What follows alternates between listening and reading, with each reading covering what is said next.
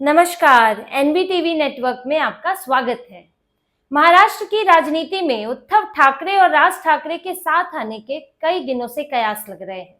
जब से दोनों भाइयों का पॉडकास्ट, एक ने पॉडकास्ट में बयान दिया और उद्धव ठाकरे ने उसके बाद फिर सकारात्मक बयान दिया, फिर विदेश में मिले, उसके बाद से ये लग रहा था कि दोनों भाई साथ आएंगे। लेकिन अब उद्धव ठाकरे की उम्मीदों पर पानी फिरता हुआ दिख रहा है।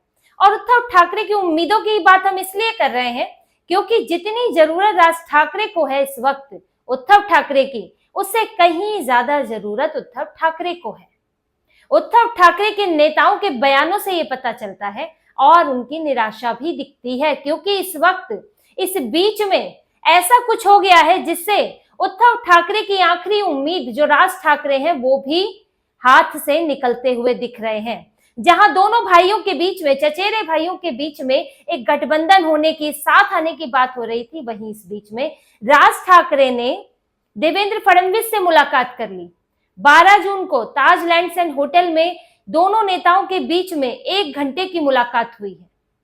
और जबकि ये मुलाकात देवेंद्र फडणवीस के कोई शेड्यूल में नहीं थी, कोई प्रोग्राम में नहीं थी कि बीच में मुलाकात करनी है, यानी कि ये मुलाकात प्रोग्राम के इतर हुई और 1 घंटे की बातचीत हुई है होटल में दोनों के बीच में।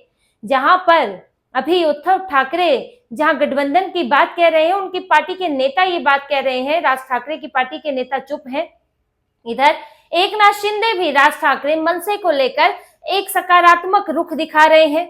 कोई बयानबाजी उनके खिलाफ नहीं है। एकनाथ शिंदे पहले मिल भी चुके हैं राज ठाकरे से। अब इस सब के बीच में देवेंद्र फडणवीस से मुलाकात हो रही है राज ठाकरे की, तो इसके कई मायने निकलते हैं और उद्धव ठाकरे के लिए ये एक बुरे संकेत है। उनके लिए जो वो एक सकारात्मकता अपने लिए सोच रहे थे राज ठाकरे के साथ आने से, अब क्योंकि उनकी मुलाकात देवेंद्र फडणवीस से हो गई है, तो उद्धव ठाकरे की जो प्लानिंग थी उस प्लानिंग पर इसका असर हो सकता है। देखिए, बीएमसी चुनाव और दूसरे निकाय चुनाव जो है वो नजदीक है।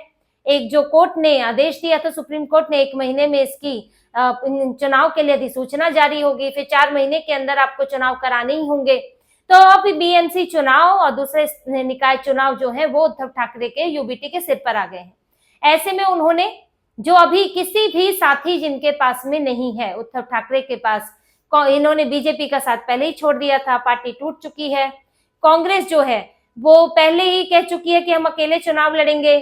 शरद पवार, उनका तो अभी पता ही नहीं है कि वो अकेले चुनाव लड़ेंगे, क्योंकि वो भी विलय की तरफ, मर्जर की तरफ जाते हुए दिख रहे हैं अजीत पवार के साथ। तो ऐसे में उद्धव ठाकरे बिल्कुल महाराष्ट्र की राजनीति में अलग थलग है, टूटी फूटी पार्टी के साथ है। नेता उनके पार्टी छोड़कर चले गए हैं, कई बड़े नेता।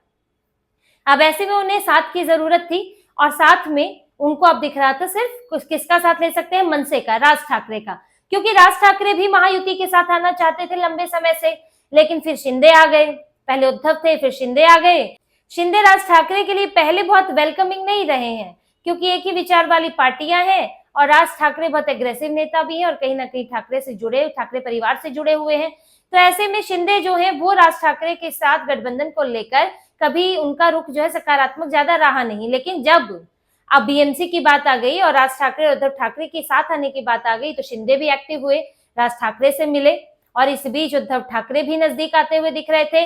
लेकिन जब से विदेश से वापसी हुई है उद्धव ठाकरे की और राज ठाकरे की, तब से इनके बीच में लगभग स्थितियां जो हैं वो ठंडी पड़ी हुई है। संजय राउत बयान दे रहे हैं कि हमारा तो ऑफर है, हमने तो पहले ही कहा था, हम तो तैयार हैं, राज ठाकरे बताएं। आदित्य ठाकरे भी बोल रहे हैं। लेकिन अमित ठाकरे ने क्या बोला कि अगर बातचीत करनी है तो जूनियर नेताओं को भेजने से कोई फायदा नहीं है, क्योंकि अंतिम फैसला राज ठाकरे और उद्धव ठाकरे का है। तो या तो आप आदित्य ठाकरे को भेजें जो कि फैसला ले सकते हैं। जूनियर नेताओं को अगर आप भेजेंगे तो यहाँ से भी जूनियर नेता आएंगे। तो यानी कि कहीं ना कहीं बात अटकी हुई थी, कोई ना कोई ऐसा मामला था जिस पर उद्धव ठाकरे और राज ठाकरे के बीच बात नहीं बनी। खास तौर से राज ठाकरे को वो बात स्वीकार नहीं थी, जिसके बाद से अब दूसरी तरफ राज ठाकरे गए हैं और इनके बयान भी देखिए। अब उद्धव ठाकरे की पार्टी के अनिल परब है, उनके नेता है, अब वो राज ठाकरे की देवेंद्र फडणवीस से मुलाकात को इस तरह दिखा रहे हैं जैसे कि कुछ हुआ नहीं है, उसके ऊपर ज्यादा सोचना नहीं चाहिए, यानी कि उसे टालने की कोशिश कर रहे हैं कि ये मुलाकात तो मुख्यमंत्री से मुलाकात है, जरूरी नहीं कि ये राजनीतिक मुलाकात हो। ये किसी और वजह से भी हो सकती है। अब इस पर हम कैसे, जब तक सामने नहीं आता तो क्या इस पर कहा जा सकता है। इसी तरह से अंबादास दानवे ने कहा कि मुख्यमंत्री से तो कोई भी मिल सकता है, इसका मतलब ये नहीं है कि उनके बीच में कोई गठबंधन की बात हो रही है। उन्होंने भी इसे नजरअंदाज करने की कोशिश की। और लेकिन उदय सामंत, जो कि शिंदे की पार्टी के नेता हैं, उन्होंने कहा कि अगर ये मुलाकात महायुति को लेकर है तो हम इसको लेकर बहुत सकारात्मक हैं। यानी कि शिंदे भी बाहें फैलाए खड़े हुए हैं। और यहाँ तक कि उदय सामंत ने तो ये भी कहा कि उद्धव ठाकरे ने ऐसी शर्त रखी है राज ठाकरे के सामने कि वो उसे स्वीकार नहीं कर सकते हैं। एक संकेत तो उन्होंने भी दिया है, हालांकि इस बात को कोई स्वीकार नहीं करेगा क्या शर्त है क्या नहीं है, पर कहीं ना कहीं है कुछ ऐसी बात कि उद्धव ठाकरे ने ऐसी बातें रखी हैं जो राज ठाकरे को मंजूर नहीं है। एक तो उन्होंने यही कहा था कि शिवाजी महाराज की मूर्ति के सामने आपको कसम खानी पड़ेगी, आपको जो है आप किसी और से, यानी कि जो उनकी राइवल पार्टियां हैं उनके साथ संबंध नहीं रख सकते, यानी कि देवेंद्र फडणवीस से संबंध नहीं रख सकते हैं, आप जो है पीएम मोदी से संबंध नहीं रख सकते हैं, भाजपा से संबंध तोड़ना पड़ेगा। अब इतनी बड़ी शर्तें आपके साथ आने के बाद मान लेना तो ये भी बड़ा मुश्किल है, क्योंकि पुराने संबंध है और राजनीति में कोई ऐसे संबंध खत्म नहीं करता है। तो राज ठाकरे को कुछ ना कुछ तो अटक रहा था, इसलिए वो देवेंद्र फडणवीस के पास गए और उनसे मुलाकात की। 1 घंटे की मुलाकात हुई है जिसमें चर्चा हुई है कि अगर राज ठाकरे इधर आते हैं, और राज ठाकरे के देखिए इधर महायुति का हिस्सा बनने में सबसे बड़ी समस्या कौन थे, कभी देवेंद्र फडणवीस को प्रॉब्लम नहीं रही, वो तो हमेशा बोलते रहे हैं। पहले ही उन्होंने घोषणा कर दी थी कि विधानसभा में सीटें कम थी इसलिए राज ठाकरे साथ नहीं आ पाए, हम साथ लेना चाहते थे। लेकिन बीएमसी में कोई सीटें कम नहीं है, काफी सीटें होती हैं, दूसरे भी निकाय स्तर के और चुनाव है, तो वहां पर राज ठाकरे को महायुति में आने में, हमें उनके साथ आने में कोई समस्या नहीं है। देवेंद्र फडणवीस पहले ही पॉजिटिव रहे हैं। अजीत पवार को उनका वोट बैंक भी अलग है तो उनको भी समस्या नहीं है ज्यादा, लेकिन शिंदे को समस्या थी, पर अब वो भी अपनी समस्या खत्म कर चुके हैं। क्योंकि शिंदे, देखिए शिंदे का टारगेट क्या है, शिंदे जो है अपनी शिवसेना को वो फुल शिवसेना बनाना चाहते हैं, इसीलिए वो ऑपरेशन टाइगर के तहत जो यूबीटी है उसके नेताओं को अपने पास ला रहे हैं। यूबीटी जितनी कमजोर होगी उतनी शिवसेना शिंदे जो है मजबूत होगी।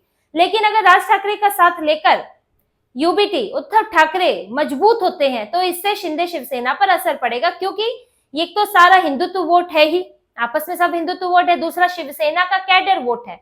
मनसे के पास भी वही लोग हैं जो कभी शिवसेना में हुआ करते थे, आज शिंदे के पास भी वही लोग हैं जो शिवसेना में थे, और उद्धव ठाकरे के पास भी वही लोग हैं। ये वही लोग हैं जो ठाकरे परिवार से कहीं ना कहीं निष्ठा भी रखते हैं, ऐसे लोग भी हैं। तो इससे शिंदे के लिए परेशानी खड़ी हो सकती थी, इसलिए उन्होंने भी इस पर कॉम्प्रोमाइज करने का विचार किया और राज ठाकरे की तरफ हाथ बढ़ाया। अब स्थितियां पूरी तरह से अलग हैं, जो कि उद्धव ठाकरे के विदेश के दौरान या उनके विदेश जाने से पहले जो स्थितियां बन रही थी, लगभग जो बात चल रही थी कि अब तो गठबंधन भाइयों के बीच में हो सकता है, एक समय ऐसा भी था, लेकिन अब वो सब पलटता हुआ दिख रहा है और राज ठाकरे महायुति के साथ जाते हुए दिख रहे हैं। देवेंद्र फडणवीस के साथ मुलाकात में कुछ इसी तरह की बातें हुई हैं बीएमसी चुनाव को लेकर, कि बीएमसी चुनाव में अगर वो साथ आते हैं तो सीट शेयरिंग क्या होगी, किस तरह से होगी, और क्या कितनी जगह मनसे के लिए होगी, ये सब चीजें चर्चा का विषय रही है। हालांकि सीट शेयरिंग अभी नहीं होने वाली है, लेकिन एक अंदाजा होता है, दो नेता मिलते हैं तो हमें आपके पास आने से क्या फायदा होगा, ये सब बातें तो पूछी ही जाती हैं।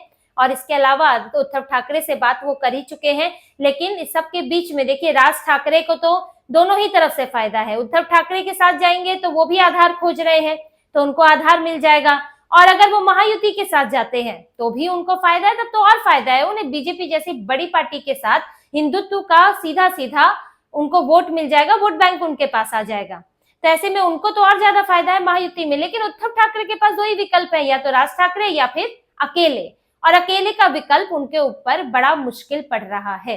ये उद्धव ठाकरे के साथ स्थितियां बन गई हैं और उनकी एकमात्र उम्मीद भी अब धूमिल होती हुई दिख रही है।